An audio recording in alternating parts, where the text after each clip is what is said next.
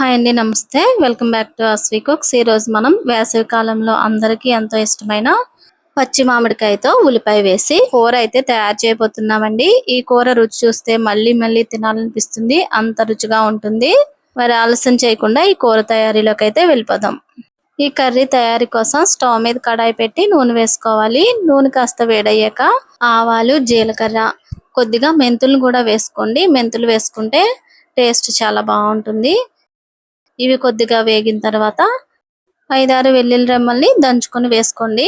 ఈ వెల్లుల్లిపాయలు కూడా ఈ విధంగా వేగిన తర్వాత సన్నగా చేర్చుకున్న 3 పచ్చిమిరపకాయలు, 2 మీడియం సైజ్ ఉల్లిపాయల్ని చిన్న చిన్న ముక్కలుగా కట్ చేసుకుని వేసుకోండి.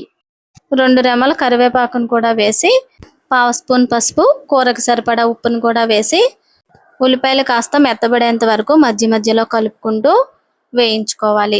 ఇక్కడ నేను ఒక్క మామిడికాయతో మీకు ఈ కూరను అయితే తయారు చేసి చూపిస్తున్నానండి. ముందుగానే మామిడికాయని తొక్క తీసి చిన్న చిన్న ముక్కలుగా కట్ చేసుకుని ఉంచుకోవాలి. ఉల్లిపాయలు ఈ విధంగా మెత్తగా అయిన తర్వాత కట్ చేసుకున్న మామిడికాయ ముక్కలను కూడా వేసి 2 నిమిషాల పాటు కలుపుకుంటూ వేయించాలి. మామిడికాయ ముక్కలు ఇలా మగ్గిన తర్వాత 1 టీ స్పూన్ కారం వేసి మరొకసారి కలుపుకోవాలి. ఇలా కలిపిన తర్వాత 1/2 గ్లాసు నీళ్లు పోసి మూత పెట్టి ఒక 10 నిమిషాల పాటు ఉడికించాలి. మధ్య మధ్యలో ఈ కూరని కలుపుకుంటూ ఉండాలండి, లేదంటే అడుగు పడుతుంది. ఇలా కూర అంతా దగ్గర పడిన తర్వాత ఒకసారి టేస్ట్ చూసుకుని, ఇక్కడ నాకు ఉప్పు అయితే సరిపోలేదండి, మరి కాస్త ఉప్పునైతే వేసుకుంటున్నాను. చూసారు కదండి, మామిడికాయ పులుపు ఉల్లిపాయలోని తీపి కలిసి చాలా రుచిగా ఉంటుందండి.